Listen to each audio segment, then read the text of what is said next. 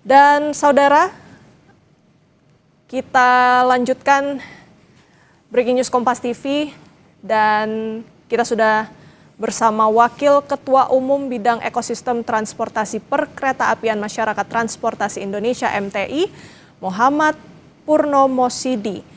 Pak Muhammad, maaf kami koreksi, ada Bapak Dedi Herlambang, Ketua Forum Perkeretaapian MTI. Selamat pagi, Pak Dedi. Selamat pagi. Baik, Mbak. Baik, Pak Dedi, ada Renata dari studio. Kami ingin bertanya, Pak, soal evakuasi yang sedang dilakukan.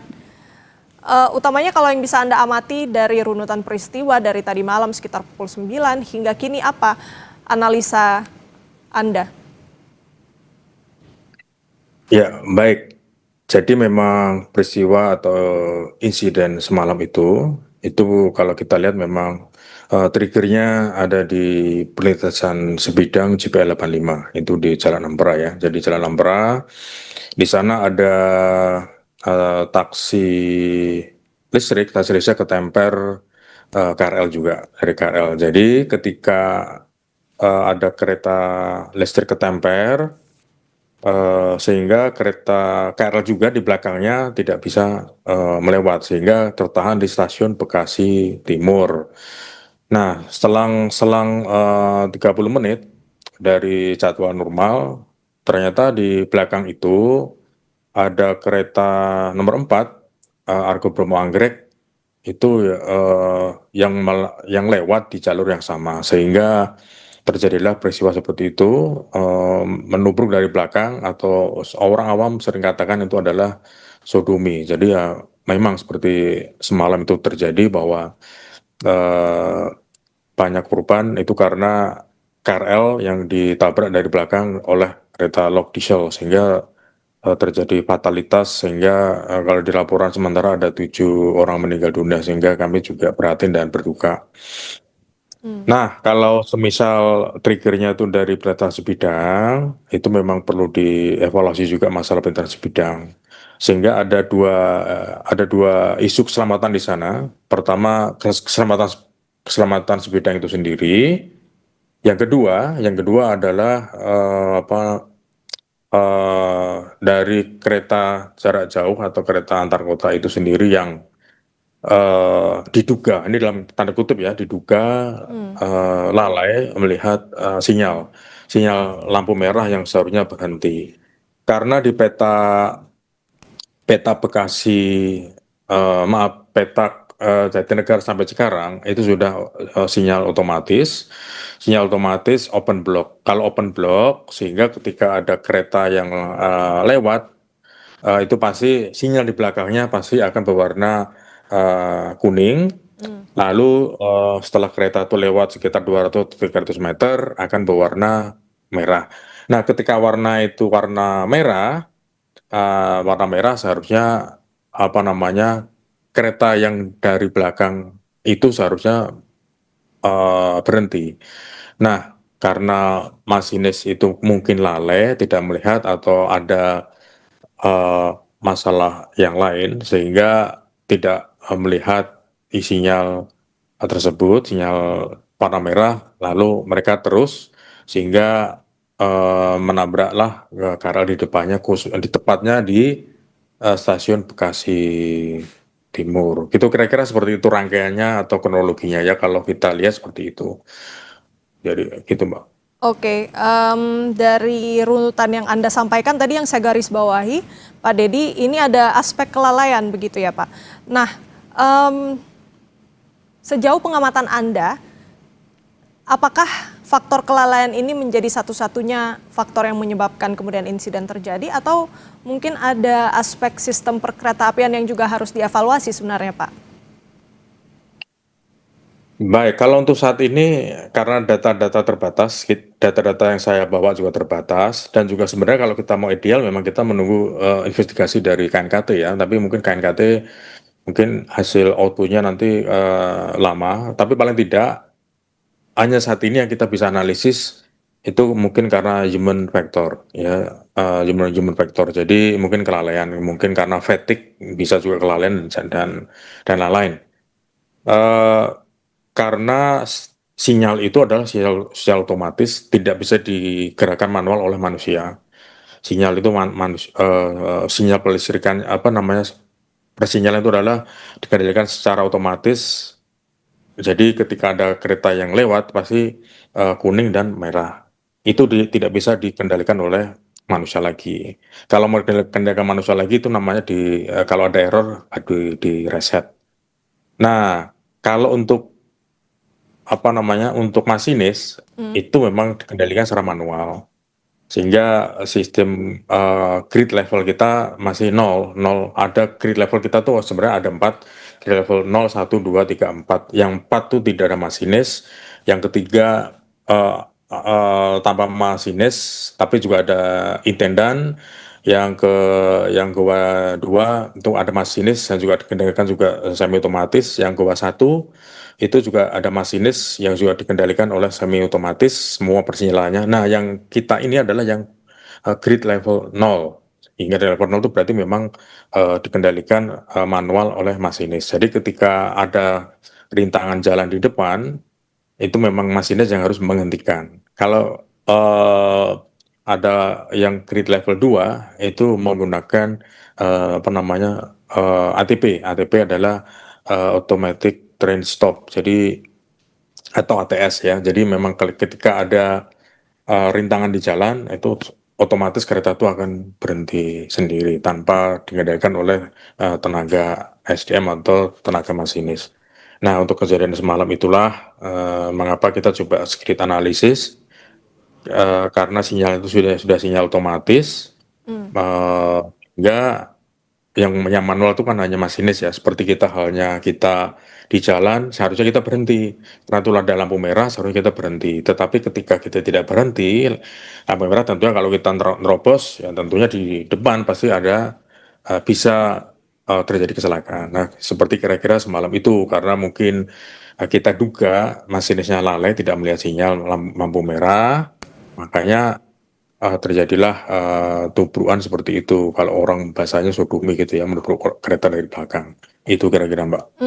Berarti memang untuk kemungkinan miskomunikasi ini menjadi gugur begitu ya untuk kemungkinan faktor ini, Pak. Jadi memang kalau hipotesa awal ini murni kelalaian dari masinis begitu, Pak. Bisa disimpulkan? Ya dugaan ya, kita hanya bisa dugaan karena keterbatasan kita data itu hanya dugaan. Karena kalau kita lihat sistem sinyal itu kan sinyal semua otomatis open block. Kalau sudah open block berarti tidak ada manusia yang mengendalikan di sana. Berarti semua otomatis. Kalau ada kereta berhenti, harusnya kereta belakangnya juga harusnya, kalau ada sinyal merah harusnya berhenti. Tetapi sudah sinyal merah, tapi mengapa mesinnya itu terus misalnya, berarti kan memang ada kelalaian. Tapi kita juga belum lihat apakah sinyalnya itu error atau tidak. Karena kalau kita lihat dari kejadian yang dulu-dulu, pengalamannya dulu-dulu katakanlah ya, itu antara petak Jatinegara sampai sekarang itu kan sudah puluhan kali terjadi kecelakaan. Juga ternyata juga tidak ada kecelakaan kereta, tidak ada keretaan persinyalan yang signifikan atau sampai sinyal mati itu belum pernah ada. Karena memang apa namanya, sinyal itu ditanam di dalam tanah, si kabel-kabelnya. Sehingga ketika ada temperan kereta dan kendaraan bermotor misalnya, itu tidak mengganggu fungsi sinyal. Tapi kalau tadi malam karena mungkin juga bisa terjadi gangguan sinyal katakanlah, yang seharusnya sinyalnya itu merah tapi ternyata hijau misalnya, sehingga masinis tidak bisa melihat. Tapi sejauh ini kejadian seperti ini masih belum pernah terjadi ya. Yang seharusnya merah tapi hijau. Kemungkinan kalau sinyal mati itu bisa sinyal mati, tapi dari stasiun terdekat biasanya sudah menginformasi melalui stasiun sebelumnya bahwa terjadi sinyal error sehingga berjalan dengan sinyal darurat. Nah, kira-kira seperti itu. Dan sinyal itu juga tidak satu, Mbak. Sinyal itu ada ada 3 yang masuk, ya sinyal masuknya, sinyal di dalam ada 1. Berarti semua total tuh ada 4 sinyal. Jadi pertama sinyal luar, lalu sinyal muka, lalu yang satunya sinyal masuk sebelum stasiun tuh ada. Tapi kalau semisal tuh rusak ya berarti semuanya rusak sinyal itu ya. Jadi kira-kira seperti itu ya. Jadi tadi juga ada analisis juga bahwa kemungkinan bisa juga sinyalnya satu tapi terus masirnya lolos gitu atau enggak. Itu tidak, Mas, sinyal tuh ada tiga, ada tiga blok ya. Sinyal muka, sinyal masuk stasiun, dan untuk keluar stasiun pun juga ada sinyal. Jadi kira seperti itu. Jadi memang sebenarnya untuk safety sebenarnya sistemnya juga sudah aman. Jadi kira-kira seperti itu ya. Ya. Oke, oke. Jadi memang untuk sistem persinyalan tadi Pak Dedi sudah singgung bahwa memang sekiranya sudah ada SOP begitu ya Pak, kalau untuk menangani peristiwa seperti ini. Tapi mungkin agar publik tahu secara utuh begitu Pak Dedi mungkin bisa dijelaskan biasanya seperti apa sih Pak SOP ketika kemudian ada kecelakaan yang terjadi yang nantinya akan berdampak pada keseluruhan sistem perkeretaapian yang akan melintas di jalur yang sama. Seperti apa sebenarnya runutan SOP itu, dan untuk peringatan dari PT KAI apakah hanya sinyal-sinyal yang ada di rel saja atau memang ada penyampaian imbauan yang terus dilakukan langsung berkontak begitu dari stasiun ke masinisnya, Pak Dedi? Iya, begini, kalau untuk risk management itu pasti perkeretaapian sudah punya SOP. Apalagi tadi disampaikan ada apa namanya, ada levelnya juga level grid 0 ya. Kalau grid 0 tentunya semuanya dikendalikan oleh manual. Kalau grid manual, kalau semisal sinyal itu memang rusak, memang dari stasiun terdekat biasanya menginformasikan kepada masinis yang bersangkutan, juga melalui apa namanya, melalui kontak komunikasi antara stasiun dan masinis. Itu juga melalui apa namanya, komunikasi tersendiri. Tetapi karena semalam itu memang tidak ada kontak stasiun Bekasi Timur ke stasiun sebelumnya, berarti kita memang asumsikan bahwa sinyal itu memang berfungsi normal. Sehingga PPK atau petugas stasiun itu tidak menginformasikan stasiun stasiun sebelumnya itu adalah Bekasi. Kalau semisal stasiun Bekasi itu memang ada gangguan sinyal, tentunya akan diberhentikan darurat di stasiun Bekasi. Nah, karena memang eh, kita asumsikan memang sinyalnya normal, sehingga memang tidak ada komunikasi antar kedua stasiun tersebut, ya. Makanya terjadilah kejadian semalam yang seharusnya memang tidak perlu terjadi kalau semisal sinyalnya itu juga tepat, atau juga masinisnya juga bisa membaca sinyal. Kalau sinyal merah ya tentunya apa namanya, masinis wajib berhenti. Nah, kalau untuk SOP, saya pikir seperti tadi sudah saya sampaikan, kalau misal ada rusak, jelas akan dikendalikan secara manual dari tiap-tiap stasiun, dikendalikan tiap stasiun. Kalau seperti di apa namanya, di lintas Serpong Rangkas Bitung, katakanlah Tanah Abang, itu kan masih sinyal manual ya. Jadi blok tertutup. Jadi untuk keberangkatan kereta itu menunggu perintah dari antar stasiun, namanya peta jalan. Kalau semisal stasiun berhenti, di stasiun sebelumnya berhenti, lalu menunggu aba-aba dari stasiun di depannya. Kalau kereta di depannya sudah aman untuk bisa dilewati, mereka memberikan instruksi memberikan instruksi untuk jalan. Jadi kira-kira seperti itu. Jadi memang aman yang seperti manual, seperti peta jalan di stasiun Serpong ini ya. Tetapi memang kondisinya lama, headway-nya lama, bisa 10 menit. Kalau open block seperti di Bekasi atau di Bogor, itu headway-nya bisa cepat ya. Itulah kelebihannya, bisa cepat, bisa 5 menit, bisa 4 menit. Jadi kira-kira untuk headway itu jarak antar kereta itu bisa lebih cepat. Kira-kira itulah kelebihan dan kelemahannya itu. Tentunya juga untuk melengkapi analisa dari Pak Dedi ini kita masih terus menantikan informasi terkini atau mungkin investigasi dari KNKT terkait dengan insiden ini. Tapi yang ingin saya tanyakan juga Pak, kalau memang pun juga dari sistem persinyalan ini sepertinya juga sudah benar dan otomatis dilakukan, lantas kalau misalnya insiden ini terjadi ketika masinisnya mungkin terlambat sadar bahwa sinyalnya sudah merah begitu yang harus memaksa untuk menghentikan kereta, seberapa cepat masinis ini bisa menghentikan kereta Pak dengan jarak yang tipis begitu?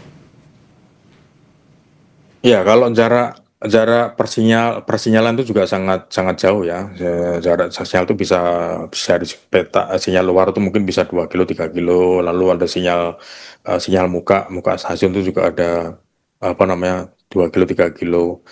Nah, yang kita apa namanya kita takutkan bahwa memang masinis itu memang sudah melihat, tapi sudah melakukan pengereman, tetapi tidak sampai. Nah, kalau kecepatan ini biasanya kecepatannya itu kan untuk KA nomor 4 Argo Bromo Anggrek ini biasanya memang tidak pernah berhenti selama dari stasiun Gambir sampai dengan Cirebon itu memang tidak tidak pernah berhenti. Makanya yang kita takutkan seperti itu ya. Jadi memang anggapan masinis bahwa kereta akan selalu lancar berhenti karena memang kereta Argo Bromo Anggrek ini kereta istimewa sehingga memang priority untuk di untuk dilakukan apa namanya didahului untuk jalan ya. Jadi ada kereta priority, semakin kecil nomor keretanya itu adalah semakin kereta itu semakin priority. Jadi kalau kereta Agro Bromo Anggrek itu kan ada 4 nomor 1, 2, 3, 4. Nah, ini yang menabrak ini yang nomor 4 ya. Nomor 4 yang nomor KRL itu kan nomor nomor keretanya ratusan. Memang seharusnya memang bisa disusul. Tetapi kalau di Bekasi Timur itu kan stasiunnya kan hanya 2 lane ya, lane kanan kiri ya, hanya 2. Bukan emplasemen seperti di mana ada di Bekasi. Bekasi itu ada 4 lane. Jadi memang Bekasi seperti itu, apalagi di Jatinegara itu juga ada banyak lane. Jadi bisa saling berhenti atau saling susul itu bisa tapi kalau di Bekasi Timur memang tidak bisa. Sehingga ketika ada kereta berhenti di depan, ketika masinis juga tidak tahu ada sinyal berhenti, itu juga tentunya kereta yang di depannya juga akan ditabrak. Itulah resikonya yang kalau misalnya kita memang abe atau lalai melihat sinyal itu, Mbak. Mhm. Pak Dedi, kita juga kan mengamati begitu ya bagaimana kemudian proses evakuasi ini berlangsung, posisi-posisi kereta yang nampaknya juga belum dipindahkan begitu ya. Eh, Kalau yang Anda lihat sejauh ini Pak dengan posisi kereta yang atau kondisi kereta yang seperti itu, em, kira-kira kecepatan kereta jarak jauh Argo Bromo Anggrek ini seperti apa Pak sampai akhirnya bisa bisa berdampak pada gerbong yang kemudian seringsek itu? Biasanya bisa bisa sampai 100 km per jam kalau di lintasan stasiun ya, sampai 100 km per jam. Tapi kalau di luar stasiun bisa sampai 120. Nah, yang kita takutkan kemarin-kemarin kan itu, wah ini kalau masinisnya tidak mengerem, berarti kecepatannya tinggi. Makanya apa namanya sepertiga loko itu bisa masuk ke dalam kereta KRL. Jadi yang ini yang kita cermati seperti itu ya. Jadi mungkin kereta ini juga sangat cepat karena bisa sampai masuk sepertiga badan KRL. Sehingga memang ya kita juga berduka juga memang ada beberapa yang tergenset penumpang, ada berita tadi kita update memang ada 7 meninggal dan juga ada beberapa yang luka berat. Itu memang kita sangat sesalkan. Mhm, mhm. Kami tangkap poinnya Pak Dedi. Eh, Juga terkait dengan penanganan sejauh ini evakuasi yang sudah dilakukan dari pengamatan Anda dari pukul 9 hingga dengan saat ini. Apakah sudah tepat penanganannya ini? Dan memang kalau yang kita perhatikan ini ya berorientasi pada korban terlebih dahulu ya Pak. Betul. Jadi karena ini peristiwa kalau istilahnya kalau dalam kecelakaan kereta adalah peristiwa luar biasa, itu memang ada sampai terjadi fatalitas korban sampai meninggal ya. Jadi memang nomor satu untuk SOP-nya adalah meminimalisasi tambahan korban. Nah, kalau dari laporan Basarnas, memang Basarnas juga menyampaikan bahwa kondisi ini memang sangat sulit karena bukan seperti bencana air atau tanah atau kayu gitu ya, yang mungkin bisa digeser atau mungkin bisa diselami gitu. Tapi kalau ini adalah besi-besi, besi tebal, apalagi baja gitu ya.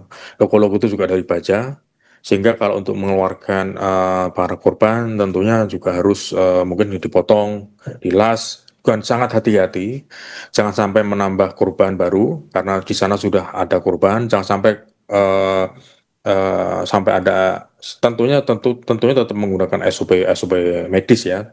Bagaimana korban tetap selamat dan tetap sehat misalnya sampai bisa bernafas. Makanya kan kemarin juga ada oksigen juga dan juga ada infus misalnya supaya untuk nutrisi misalnya. Jadi kondisi-kondisi ini yang memang harus hati-hati.